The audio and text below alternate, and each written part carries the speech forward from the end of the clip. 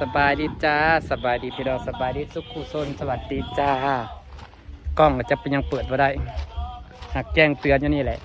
มันสายอะแดปเตอร์มันอันนี้เปลี่ยนสายอะแดปเตอร์ใหม่วันนี้พี่น้องฝนตกบดมือบดเว้นน้ำฝนตกลิ้นบดมือพี่น้องไม่ได้เห็ดเวียกมันนี่ตอนนี้กะอันนี้ยังคอยเด้มันเศร้านี่แห้งขัดฝนแห้งจนแบบคิดเอาว่าแห้งบ่แห้งนะน้ำอันนี้จนเปลี่ยนสีนี่น้ำมันจนเปลี่ยนสีนี่พี่น้องเปลี่ยนสีแต่มันกระสายแล้วเพราะน้ำมันไหลลงมาจากตรงนี้เลยไหลลงมาจากไอ้ว่าสิเฮ็ดเวียกว่าสิฮุบหยาพิธีมันก็ฝนก็ตกแท้ตกว่าตกกี่บดมือบดเว้น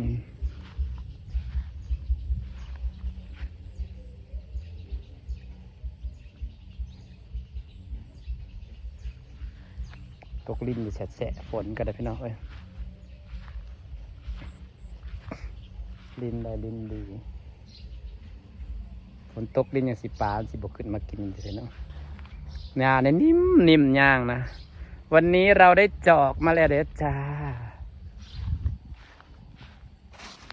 ได้จอกมาหลังจากที่ใส่เพื่องเมื่อวานพี่น้องได้เพื่องเขาใส่เพื่องเลยเมื่อวานฝนเสียนเอื้อนเนี่ยเสร็จเวียกก็อยากเห็ดเวียกเลยฝนก็ตกลิ้นขักตกลิ้นเนี่ยมันทีเนาะพี่น้องเนาะบัดต้นมันใหญ่เนี่ยซ้ำสีงามนี่ต้นมันขึ้นมาแบบนี้ต้นขึ้นมาแบบป้าสัมมันจะเป็นป่าวิธีครับอันนี้ก็เริ่มออกเงาละ2 ต้นก็มีเลยนี่เห็นบ่เริ่มออกเงานะอันนี้พี่น้องถมเฟืองแล้ว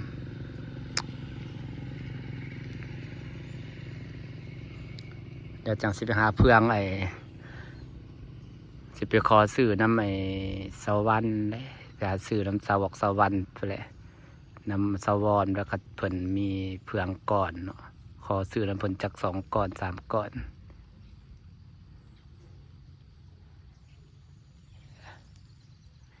ฝนตกพี่น้องบรรยากาศดีดอกจะน้อยดอกกระเจียวเขาก็สิขึ้นแล้วสามสีงามความลายนี่ป้าผูพี่น้องมาวาในทางหญ้าบดมือจนค่ำจามทางหญ้าวาในจนค่ำสุดปุ๊ประทางดินทรายเพิ่นออกพวกขังดินแข็งนี่ละสีงามนี่ฮอดนี่ต่อดินทรายน่ะสิบ่งามสะเบิ่งต้นเนี่ยทั้งที่ดินทรายออกง่ายยังคือลูกไข่เล็ดเจอนะปัดตัวดินนี่พัดงามนี่พี่น้องนี่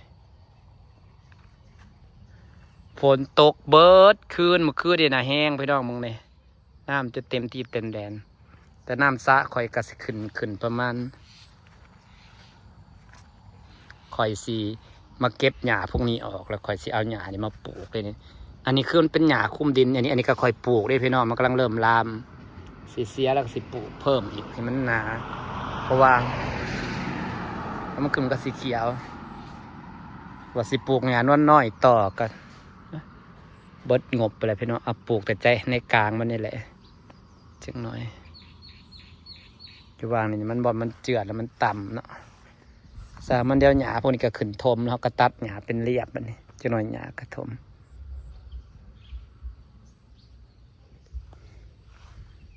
จักหน่อยหญ้ากระทมมันติดไปแล้วอยากเอาออกไปได้เดี๋ยวหญ้ามันเดี๋ยวหญ้ากระสิยืงขึ้นเองจะออกเดี๋ยวหญ้ากระสิเขียวเต็มที่นะพี่น้อง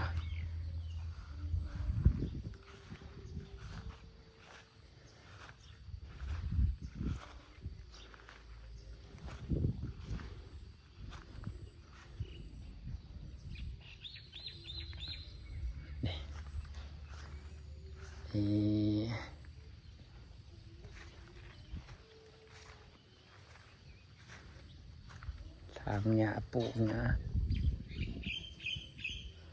แต่ฝั่งนี้มันสีงามแต่เฟืองเขาก็ยังถมบ่ได้สนิทครับพี่น้องว่าเปียกคักเลยได้มั้ย หญ้าทางแล้วแต่พันได้ฮุบเมื่อวานเนี่ยมันมืดก่อนเลยให้เพิ่นเมื่อนี่จ้างเพิ่น350หากคนเห็ดคักผู้นี้เห็ดเวียกละเอียดเห็ดเวียกคักพี่น้องนี่กำลังออกเป็ดกองามแต่เพื่องข่อยเรืออยู่กระสอบหนึ่ง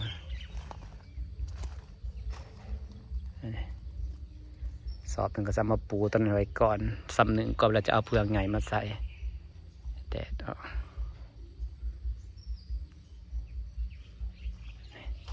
ทางนี้นะออกงามเลยดินดากนะฮะออกงามจนมันกระสีงามขึ้นมาเลยนี่น้องพี่น้องเพราะว่าเขาใส่ฝุ่นใส่ปุ๋ยแล้วฝุ่นกับฝุ่นขี้มูซ้ำเจ้าปลาดอกกระเจียว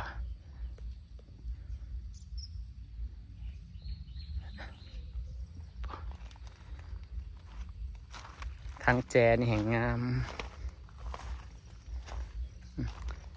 แจนี่แห่งงาม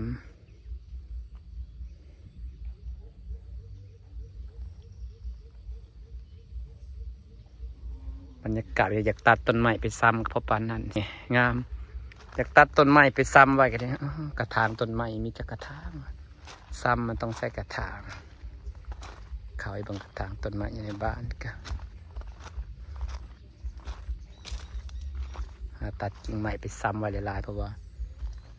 เผื่อมันติดใส่เวลาเป็นเดือน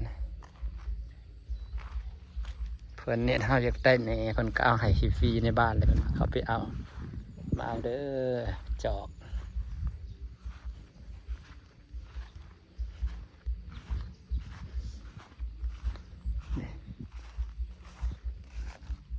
จอกกุหลาบงามเลยพี่น้องงามเอลีป้านี่งามเด้ขอบคุณในหลายเด้อจ้าเพิ่นเอาให้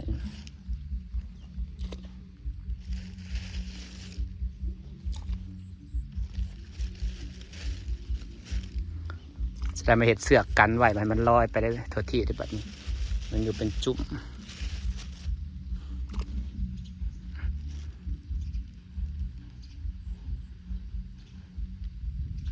สวยจังเลยงามแล้วมันออกเต็มคอกนะเขากะกันเนี่ยมันเป็นจุดในสัมสีงามได้นี่ให้มันแผ่ก่อนแต่ว่ามันสิสู่แดดได้สัมได้ถ้าเบิ่งก่อนพี่น้องย่านเพิ่นบ่สู่แดดให้เพิ่นปรับสภาพเพิ่นเอาเห็นในคลิปพี่แป๋วนะว่าก่อนหน้าเสร็จคล้องเสร็จไก่นั้นก็ติดตามคลิปพี่แป๋วล่ะงามได้ถึงสีเหลืองกับสีเหลืองงามเด้อนี่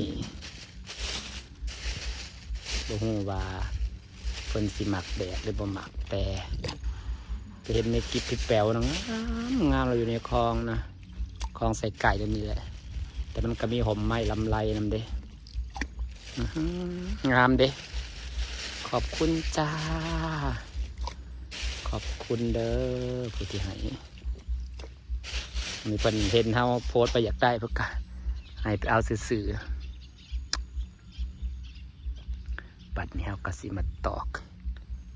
เอาฟางมากั้นไว้ก่อนให้มันอยู่จุดไผจุดมันเนี่ยสิเนาะมันจะงามสั้นแล้วก็ไหลทั่วไปทั่วทีปจังซี่ยันบ่ค่อยพัน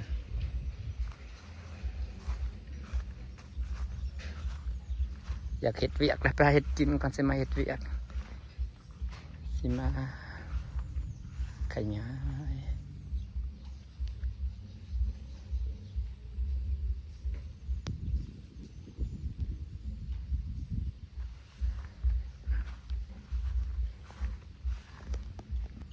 พวกเนี่ย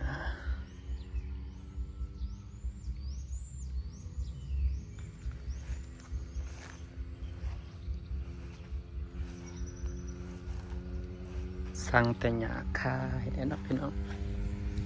ที่ใส่กระดกดีมันมีหยาคาไข่สั่งแต่หยาคายแล้วขึ้นมาก่อกวน เครื่องตัดหญ้ามาตัดหญ้าเริ่มยาวแล้ว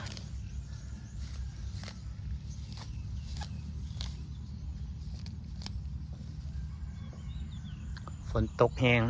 น้ำจะเปลี่ยนสี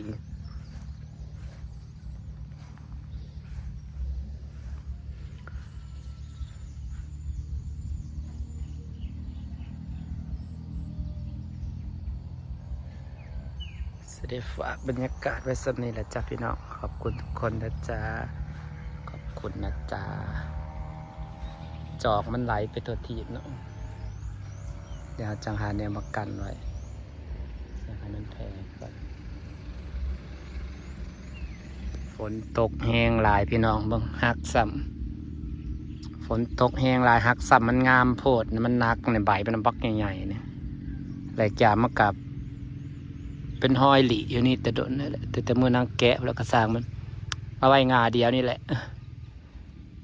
หักก็หักไปเลยโอ้ยหนักเลยเฉพาะมันจังหักฝนมันตกใส่เบิดคืนเมื่อคืนเนี่ยหนักปกหนัก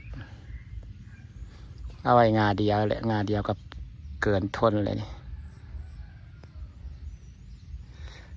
ไว้งาเดียวตอนนั้นก็งาเดียวจะงาม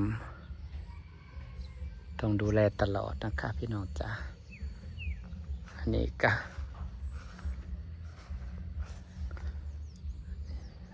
แตกทำไมให้เพิ่น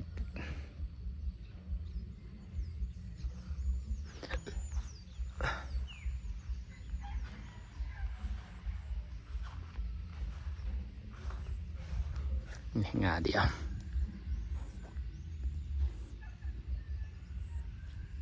กำลังงาม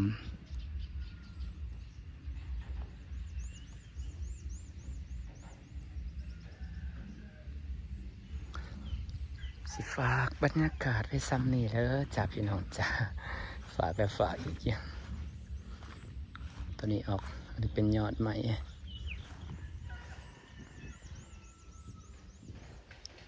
วันนี้เราจะเอาจุลินทรีย์มาหด